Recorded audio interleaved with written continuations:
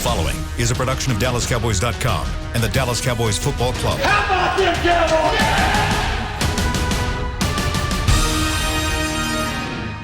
This is Talkin Cowboys.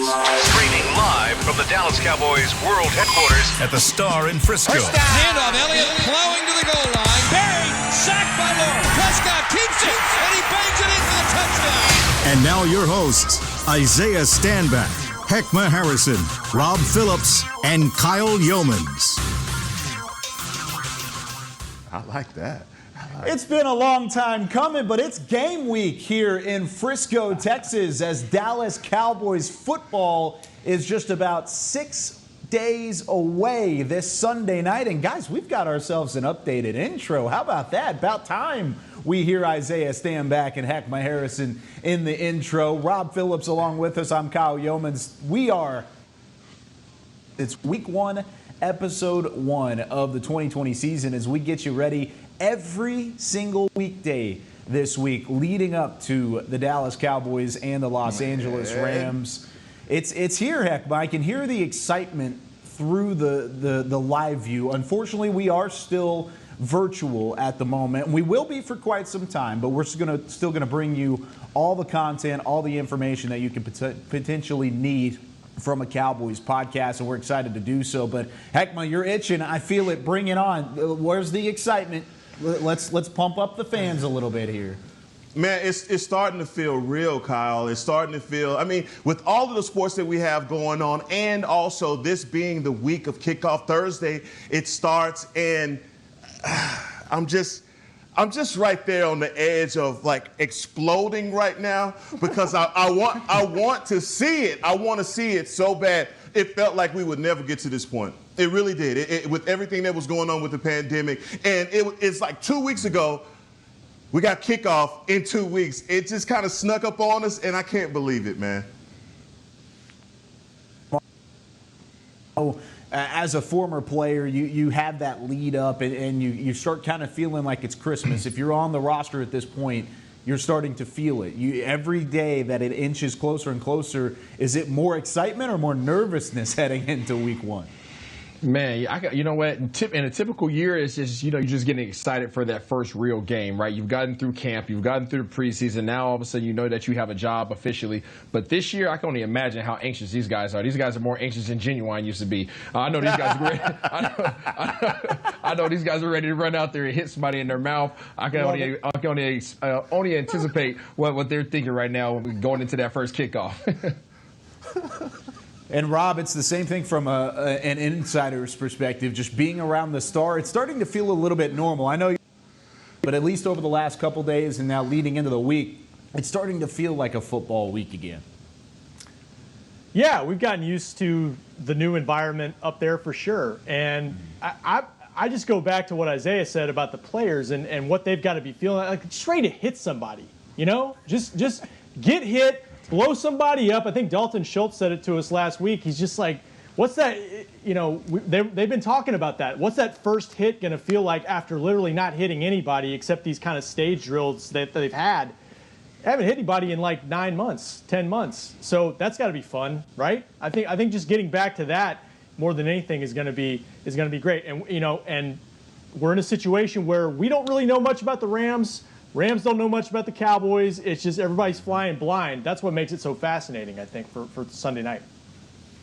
Yeah, I feel like it's really one of the more unpredictable years, not only in football, but really all across sports because of the pandemic, because of the different situations that we're in. It's one of the most unpredictable years in sports history, if not the most unpredictable year. And it's hard to see. We're going to talk a little bit of predictions later on. We've got an article from Peter King that we're going to hit up toward the later parts of the show. That's a prediction, but it's still kind of way up in the air. The expectations surely are high for Mike McCarthy in year 1, but it's still going to be tough overall. And it's been a busy week for Mike McCarthy and that staff. The 53-man roster deadline was on Saturday. Cuts signings. You prepare that 16-man practice squad roster. You go out, you actually claim a wide receiver off of waivers in Malik Turner. You bring in a former Cowboy in Brandon Carr, and we'll talk about each of those coming up here in just a little bit. But Rob, first off, whenever it goes to this past weekend, one of the busier weeks for an NFL front office out of the entire calendar year,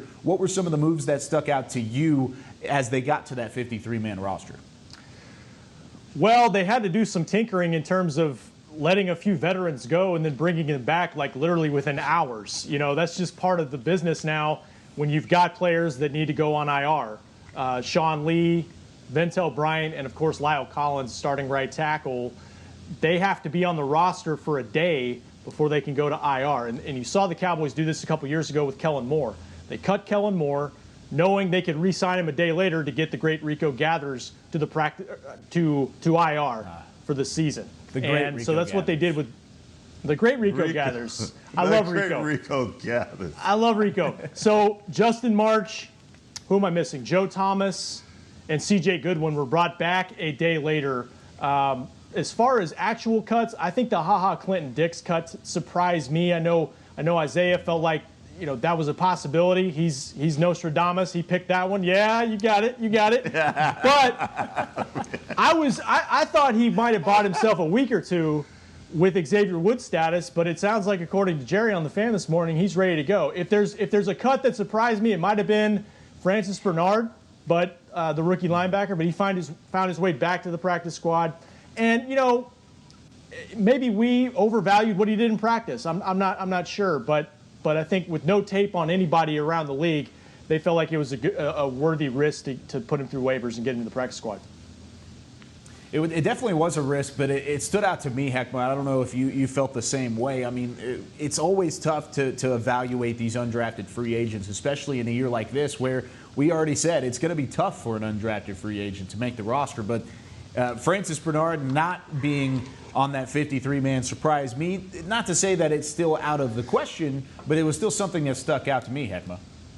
Yeah, I mean, with a limited offseason, not being able to have a preseason at all, you didn't really get the opportunity to give guys a look. I believe that Francis Bernard, based off of Rob's reports and me cheating off of your notes, Kyle, from practice, that Francis Bernard had a hell of a two-a-days. You know, every other day you're reporting that he's getting an interception in practice.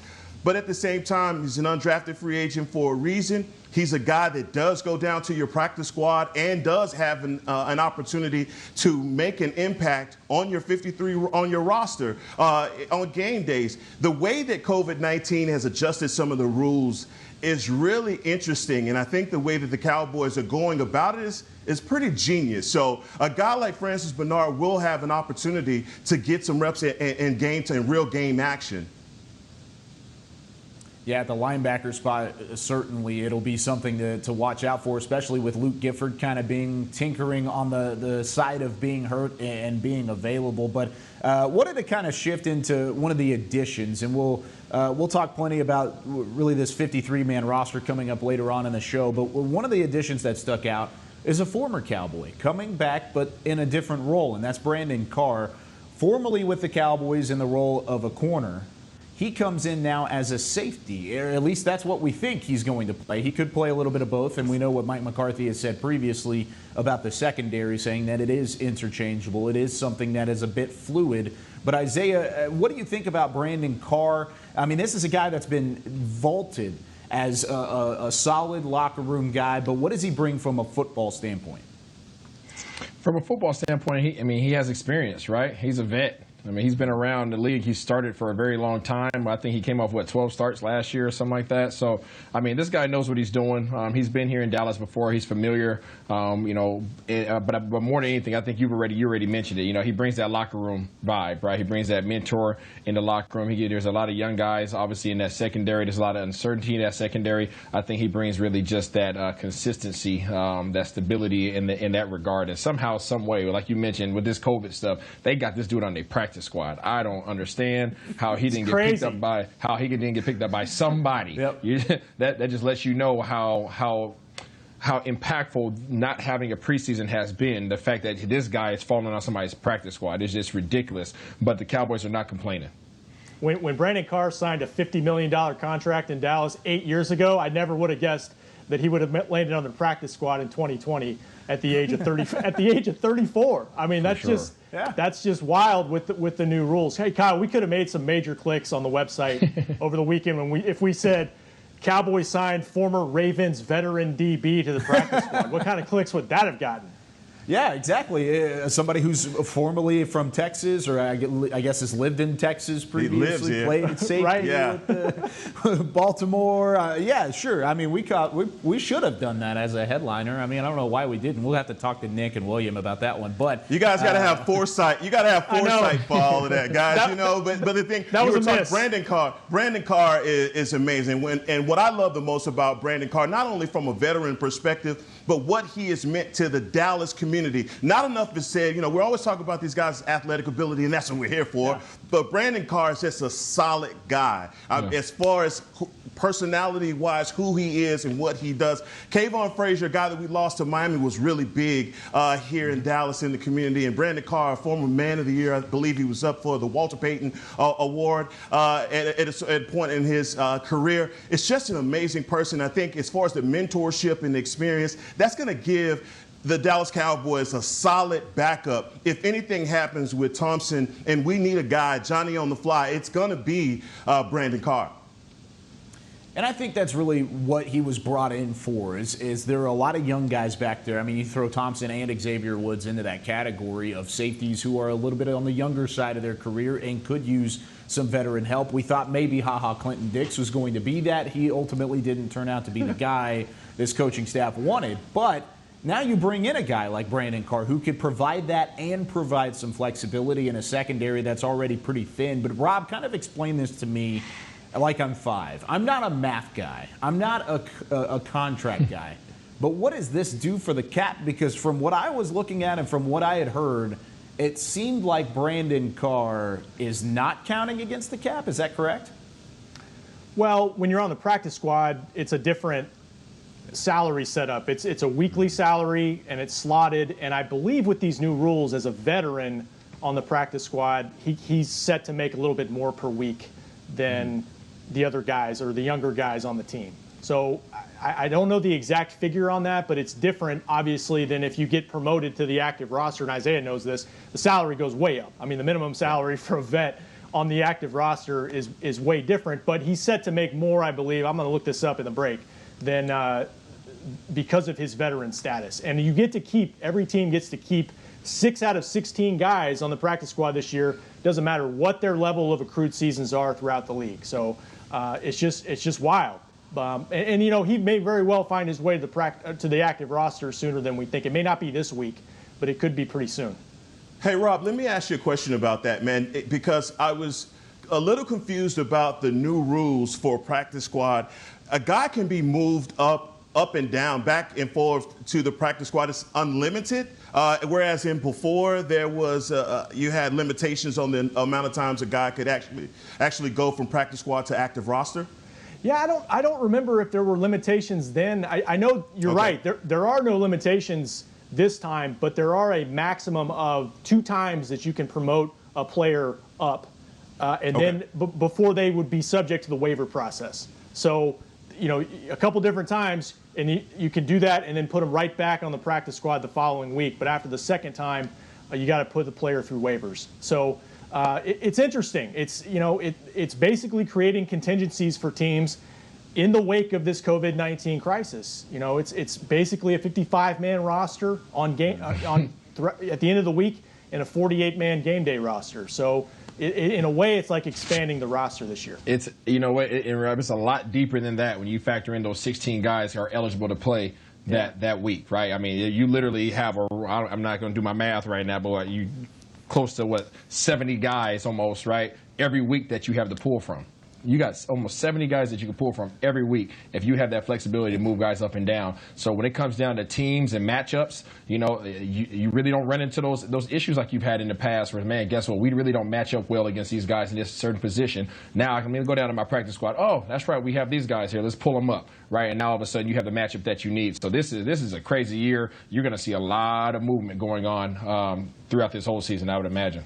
And it's also really a benefit for the Cowboys in particular because they loved their rookie class so much. Not just the 7 draft picks, but a lot of their priority free agents. They didn't want to lose them.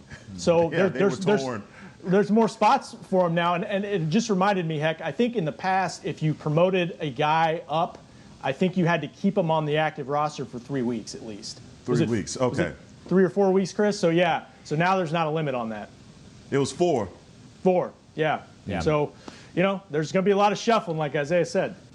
Well, I think some of that shuffle will come with Brandon Carr, and I don't expect him to stay on the practice squad for long. I think that was some of the finagling and some of the shift, and at least the look that the front office has given. But Isaiah, I wanted to ask you this question: is it possible? And one of the commenters here on the Periscope stream, yes, I am watching the comments today, so if you have questions, shoot them our way. But here's the thing, Earl Thomas, I'm going that direction. This is a guy who was a teammate of Earl Thomas previously. Is there a chance that this addition, other than potentially giving him some flexibility in the secondary, is there a chance that Brandon Carr's addition is maybe to get some insight on the Earl Thomas situation if that potentially comes up next week or so? No. What I'm going to tell you is going to happen, like I mentioned last week. I just wanted to make sure. No, it's cool. I'm glad you asked the question. There's no bad questions out here. You know what I'm saying? But as I mentioned, a week ago, 2 weeks ago, whatever it was, we will see Earl on the roster on Monday. That's just coming from me. That's just my inkling. Okay, all right, that's my little crystal ball. As I mentioned, waiting for that first week to go by, but we'll see Earl on Monday, and having B Carr out there is just an additional depth, right? If you're going into a week with a veteran receiver core, and you need somebody out there that's a lot more weathered than some of the younger cornerbacks that you have the flexibility to bring Carr up. But it'll be Xavier Woods and Earl Thomas going into week 2. There you go. Wow. So. He had the crystal ball last week. He had the crystal ball last week, so he's trying to ride the hot hand, and I admire Isaiah. 777 straight sevens. Hot hand in the dice game. Oh man, I love it. I don't know. I'm at this point now where I gotta see it. And maybe we do see it next week. But I just. Rob, I'm asking you this question. Rob, before you continue. Yep. Would an current all-pro safety be just sitting in free agency while rosters are getting set if it wasn't the case that he's going to be signing somewhere week 2? Well, I agree with you that it's just so odd, right? But if he didn't have the issues coming out of Baltimore that we all heard about, then it really wouldn't make any sense. So maybe it's just that. I don't know. To me, I don't have a great vibe on it, but Jerry doesn't rule it out. They continue not to rule it out. When he got asked about Earl today, I believe this morning on the Fan, he kind of deflected to Carr and talked about what Brandon Carr could do for him. So, hey Rob, this is the Dallas Cowboys, correct? Yeah, every day. Correct. And the man who runs the show is still Mr. Jerry Jones, correct? Correct. He signed people with a lot worse backgrounds aside from, he was bad in the locker room for 1 year. Earl has had no legal issues aside from this one altercation with his wife. He's had no drug problems, no PEDs, no nothing, no arrests, none of that stuff. And all of a sudden, we don't think that he's going to be here because of a locker room issue? Look, guys, this conversation is starting to be a Debbie Downer for me. Because it is, because we have our hopes so elevated that Earl Thomas is going to come in. And you know that Jerry Jones, he has the guys that are going to do their due diligence on you. They're going to go through your trash. They're going to find out who you are. So Jerry knows who Earl is. Everybody does. So whatever the whatever he did, whatever it was, whatever they're reporting, and I've heard so many things about what people think is up with Earl Thomas. At this point, he's a potential Pro Bowl, he's perennial Pro Bowl, potential Hall of Fame guy, and we're just sitting back and look, we're going into the season with Xavier Woods, Darius Thompson. I believe that both of those guys have shown us in camp that they are more than willing and able to be safeties in the NFL. Our defensive line, like Isaiah says, is McNasty, right? So the McNasty boys, the McNasty hot boys up front are obviously going to be applying enough pressure for the safety position to not be as blaring as it was before as far as the deficiency. So, look, I want Earl Thomas too, but I want to trust the scouting department. I want to trust our coaches.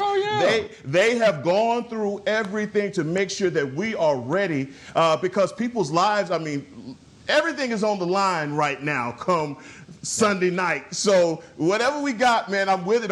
Let's go with it, man. I love it. I love it. I love the passion. I love the confidence that you have in the front office because they are doing their due diligence. Even if they're saying they're not interested, you know they're a little bit interested. They need some safety help. You know that's really what they're being said or what is being said. But you can kind of look behind closed doors and think that's the case. I don't know anything more than you guys do in that regard. I'm just saying that's just common sense, at least at this point, or at least it should be. But I think really with Earl Thomas, there's a lot to come. And I agree with Isaiah. I think when week 2 comes around, I think he will be signed. It's just whether or not he's going to be a Dallas Cowboy. That's the biggest question. But when we come back, we're just getting started. We've got a new segment on the way. It's Fans on the 50 Grand going and picking up questions off of the Periscope feed, off of our Twitter account. So send us your questions. We've got a couple lined up. We're going to answer those coming up next. And the first one, are the Cowboys already at a disadvantage heading into Sunday? We'll ask why when we come back on Talkin Cowboys. Since 1865, Stetson hats are American-made with pride right here in Texas. And Stetson is proud to be on the field with America's team. Want to show your Texas and team pride too? You can. By purchasing your own Stetson, you can look just like how the flag guys do on field at every home game. Stetson hats, the official crown of all self-respecting Cowboys and your favorite football team. Get yours today at shop.dallascowboys.com or at stetson.com. Want to use what the pros use? How about the official men's skincare brand of the Dallas Cowboys, Jack Black. Right now you can get the Jack Black Starter, a curated collection of Cowboys locker room favorites for just $10 with free shipping. The starter includes 4 Jack Black skincare favorites plus a full-sized intense therapy lip balm. Go to getjackblack.com/Cowboys and use the code word TEAMJB. That's getjackblack.com/Cowboys. The Jack Black Starter, $10. Free shipping! Essilor is a proud sponsor of the Dallas Cowboys, helping fans see more and do more with our best vision solutions. Our lens technologies reveal a world more beautiful than you can imagine. For a limited time, get the Essilor Next Gen offer. When you buy the latest generation of Transitions lenses with select Essilor lenses, you can choose a second pair of clear lenses for free with qualifying frame purchases. Restrictions apply. Find a participating eye care professional by visiting EssilorUSA.com. Essilor. See more. Do more. We're back with a tasty treat that's sweeping airwaves and taste buds. It's new Dr. Pepper and Cream Soda. Let's take a listen. Dr. Pepper and Cream Soda's here. A new combo that's music to my ears, okay. Let's play. Cream Soda and Dr. Pepper time. Pour it in a glass of ice. Ah, music to my ears and mouth. New Dr. Pepper and Cream Soda. A delicious duet. Back to Talkin Cowboys. It's week 1, episode 1 of Talkin Cowboys in the 2020 season, officially game week around the Star in Frisco. And if you're looking for something to change up your dinner routine, help out supporting local Frisco businesses by choosing one of the Star District restaurants. For more information on delivery, takeout, curbside pickup, and dine-in availability, visit thestardistrict.com. Glad you're with us. Kyle Yeomans, Heckma Harrison, Rob Phillips, and our resident Super Bowl champion, Mr. Isaiah Stanback. And guys, we're starting a new segment this week, Friday, or Fans on the 50. Every Tuesday at 9:50, we'll be answering your questions on Twitter and on Periscope. I've got the Periscope feed up. If you haven't sent in a question, go ahead and do that. We'll try and get to it. We've got about 10 minutes to do so. The first one comes from Milton, and I think this is a fantastic question, and Isaiah may be the best to answer this, but it's Milton said, on Hard Knocks, it looked like the Rams and the Chargers were scrimmaging with hard tackling. Cowboys were very light on contact throughout training camp. Will this make a difference whenever it comes to game time? Isaiah, what say you? That's a heck of a question, Mr. Milton. I'm going to say it doesn't make a huge difference just because even though guys were doing hard tackling, quote-unquote hard tackling, guys were still being a little bit hesitant in terms of how hard they're actually going after their own teammates. So even though they are having more contact than the Cowboys have had to date, it's still not game speed. And I can tell you once that ball's kicked off on Sunday night, these boys are going to be flying around game speed, and they're going to be hitting harder than they've hit in the last 9 months or 8 months, however long it's been since some of these guys have played. Yeah, just to piggyback on what you said, Isaiah, that's absolutely correct, man. The game speed is going to change. I mean, it's going to be an hour of that. So whatever 10-minute tackling drill they had going on, and nothing is going to replicate what they're going to get on Sunday night. Yeah, Mike Nolan, defensive coordinator, talked about how they've staged some things. They've done the tackling drills onto a mat, basically, in practice with the Cowboys. It's not the same thing, but he pointed out, look, these guys are professionals, and once they get back into it, they know it's like riding a bike. They know how to tackle. I did see, Kyle, where Michael Brockers, Dave Hellman alerted us to this, that Michael Brockers said the Rams are watching YouTube videos of our training camp reports to try to get something from. So I'm flattered, but they're not going to get much from that because we didn't get a whole lot ourselves. So no. I think both teams are flying blind. Oh, those guys are in for such a poor surprise whenever they have to listen to me and Rob talk about training camp, and that's their game plan. Sorry, it's not good. Rams. Appreciate you trying, though. Next question, and Rob, I feel like you would probably have the best answer to this, but will C.D. Lamb be fielding punts this season? I know John Fossil was asked the same question, but what do you think? Yeah, John Fossil said tune in last night. He said, what did he say? It's better to get information than give it, right? They don't want to give anything away.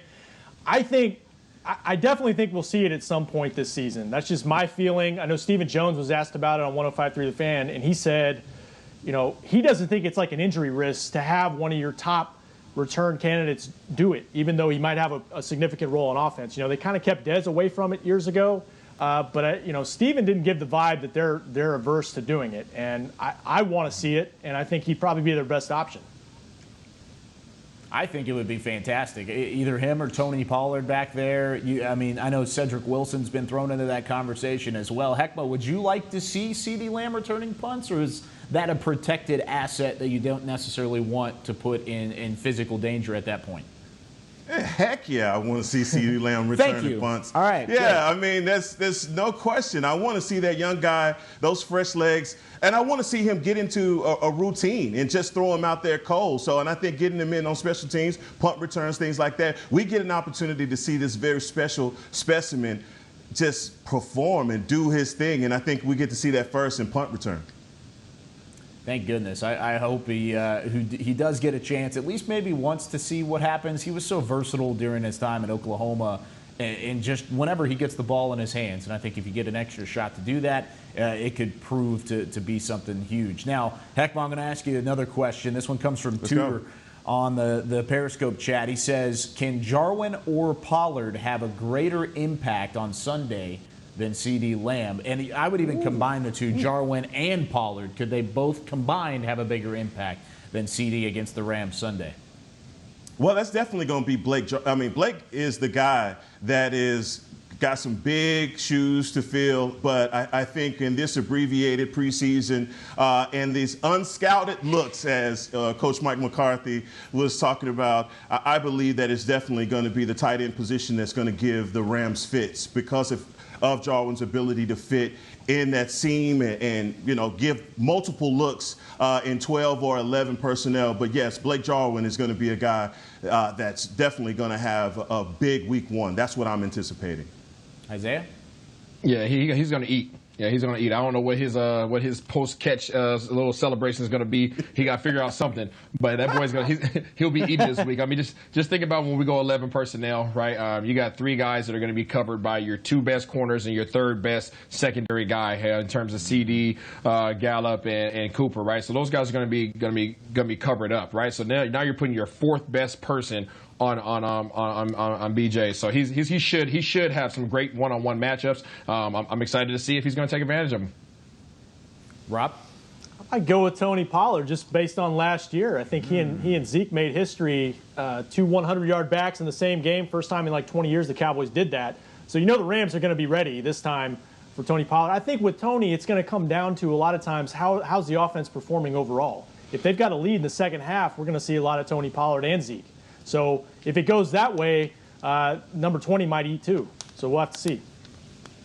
I love it. I think both of those guys could have a fantastic impact. Maybe not in the same game and maybe at different times throughout the season, but I think the fact that you have both of those guys as options and whenever your backup running back is compared to your starting tight end and each of them are exciting, I think is something that you can attribute to the expectations for this offense and just how widely talented they are. Now, moving on to another question. I'll answer this one first here in just a moment with just one word, or actually 2 words.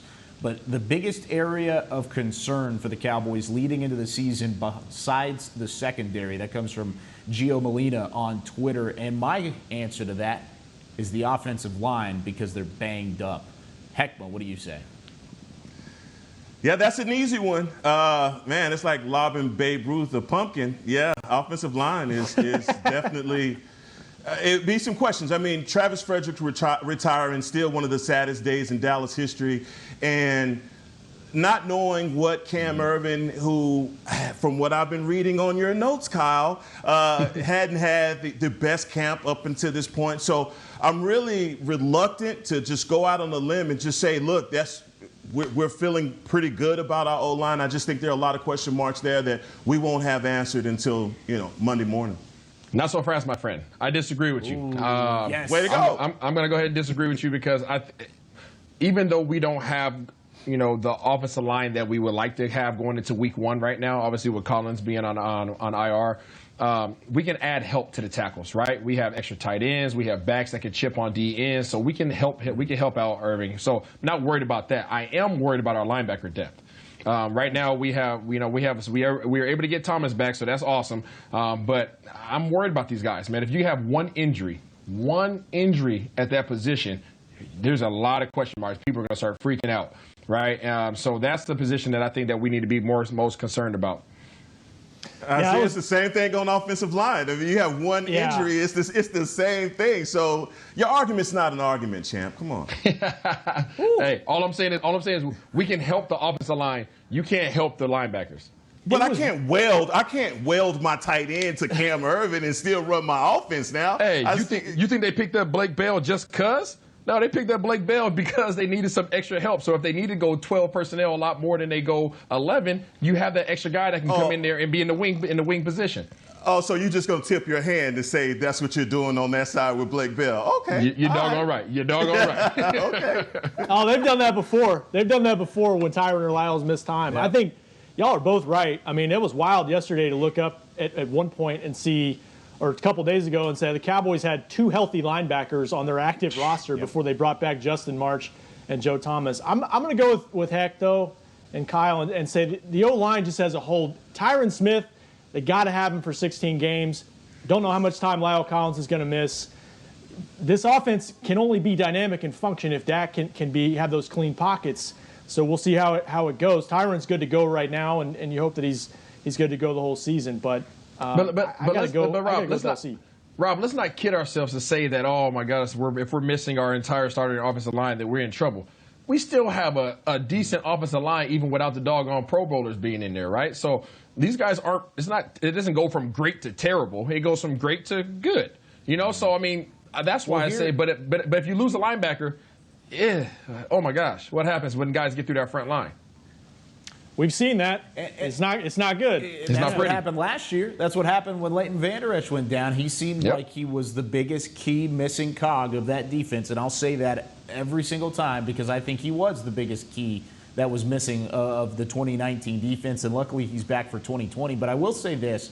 You said that even without the starters on the offensive line, Isaiah, that the offensive line is decent. Let me ask you this question. Is decent good enough to stand across and block Aaron Donald on Sunday? I don't think so. Because Aaron Donald is Aaron Donald's not going to be, but Aaron Donald's not going to be on the end. Oh, you got number 70 for that. Yeah, Aaron Donald's going to be on the inside, right? So I mean, you're not. And again, I say this knowing because I've helped chip on like Dwight Freeney when I was playing in New England, right? We had a problem we thought we had a problem at left tackle and we needed to help Vollmer, so I went in there and chipped Freeney, right? So I know that we can help as an offense. You can help offensive linemen on the edges, right? But so I'm not too concerned with that. So there's offensive lines like you think about like the Giants. The Giants didn't do too great last year, but they still got the ball off. They still toted that thing, right? Because they had talent in certain positions that made up for their lack of talent on the offensive line. The Cowboys they're not the line that they've had. But Dallas is spoiled. We've had an all-pro offensive line for a very long time. So all of a sudden, when one person goes down, we're like, oh no. We don't have 3 all-pros on the O-line this year. But most teams are lucky if you have one, right? So they are perfectly fine in the offensive line position. They're not where they want to be, but they are perfectly fine. As I'm going to continue to say, we cannot afford a linebacker to go down because it is going to be exposed substantially. I love it. I think it's a great way to say, or great way to answer that question on both ends. I think that the biggest question mark outside of the secondary on the defense is the linebackers, and I would agree with you there. I think there's an argument back and forth, but on the offensive side of the football, it's definitely the offensive line to me. And I think without Lyle Collins, it's not nearly as stout as it has been in the past, and we'll have to see how they stack up on Sunday at 7 o'clock. Against the Rams. Before we go to break, whether you're watching from home or cheering in the stands, if you're lucky enough to cheer in the stands this season, with Essilor lenses, you'll see every exciting play. Book an appointment at your local Essilor experts, with your local Essilor experts, and find the perfect Essilor lens for you. See more, do more. Essilor sponsoring us this year. So when we come back here on Talkin Cowboys, are the Cowboys the #1 roster in the NFC, and will it lead to postseason success? We debate when we return here on DallasCowboys.com. I'm Jay Novacek, former tight end for the Dallas Cowboys. Back in the day, I was the guy who always got the tough yards, and that's why I run with John Deere today. In fact, I have a John Deere 3025E tractor that can handle any yard work I need to do, even the tough yards way out back. So if you have 1 acre or 1,000, John Deere has the equipment that's just right for you. Visit a John Deere dealer today and run with us. We are the official tractor provider of your Dallas Cowboys. Essilor is a proud sponsor of the Dallas Cowboys, helping fans see more and do more with our best vision solutions. Our lens technologies reveal a world more beautiful than you can imagine. For a limited time, get the Essilor Next Gen offer. When you buy the latest generation of Transitions lenses with select Essilor lenses, you can choose a second pair of clear lenses for free with qualifying frame purchases. Restrictions apply. Find a participating eye care professional by visiting EssilorUSA.com. Essilor. See more, do more. We're back with a tasty treat that's sweeping airwaves and taste buds. It's new Dr. Pepper and Cream Soda. Let's take a listen. Dr. Pepper and Cream Soda's here. A new combo that's music to my ears, okay. Let's play. Cream Soda and Dr. Pepper time. Pour it in a glass of ice. Ah, music to my ears and mouth. New Dr. Pepper and Cream Soda. A delicious duet.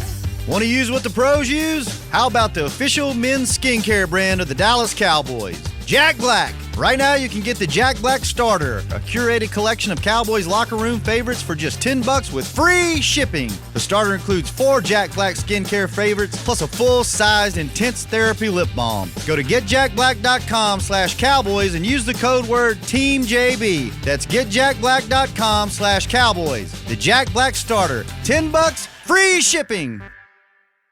Back to Talkin' Cowboys.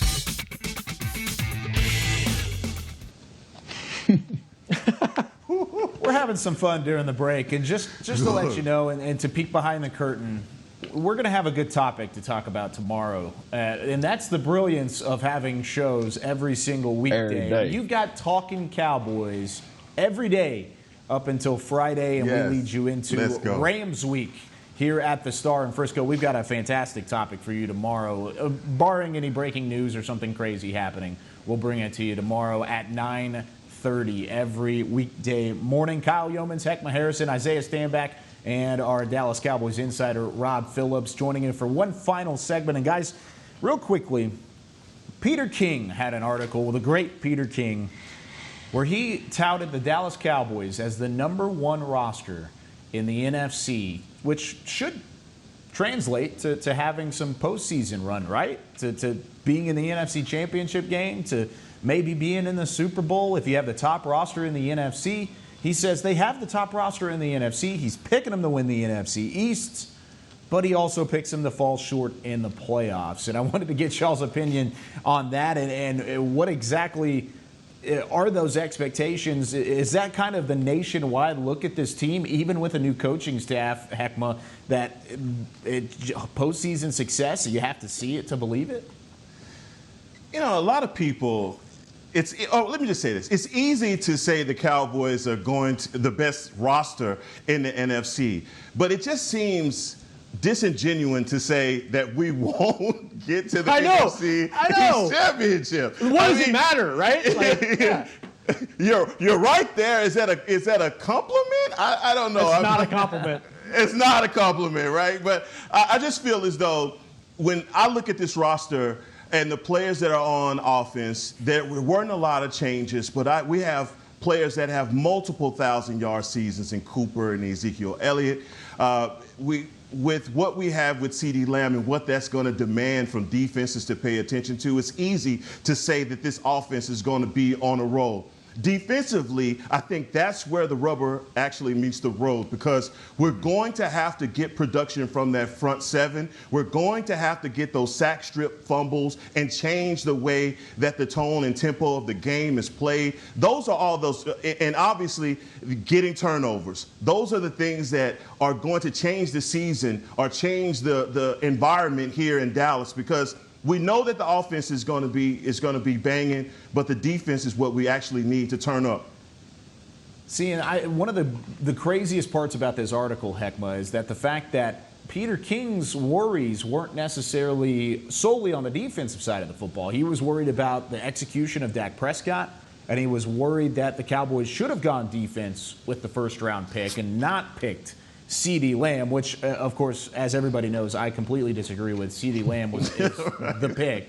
That's common sense in that regard. But, Rob, do you kind of see where he's coming from, or is this just kind of out there from a Peter King's perspective? Well, no, I mean, I think you look at the Cowboys roster and say, yeah, they're one of the most talented, because, I mean, how many guys on this team are potentially future Hall of Famers? You know, if you just look at it from that standpoint, especially on the offensive side of the ball, they got a ton of talent. It always comes down to depth, though. Mike McCarthy keeps saying that over and over and over again, that it took him 77 players to win the Super Bowl 10 years ago because they had like 15 guys on IR during the course of the year. So how deep are you? We just talked about that in the previous segment. Can they withstand certain injuries? That's going to be the question. And, you know, the other thing, maybe he's thinking, too, it's a new staff, it's new schemes, it's very little time to prepare, and maybe in year one it's going to be hard to put that all together even with the talent. And I think there is some merit to that. We've got to see it. You know, there's a lot of things we think about this team, but, you know, defensively, too, like Heckma said, a lot of talent. They want to be multiple.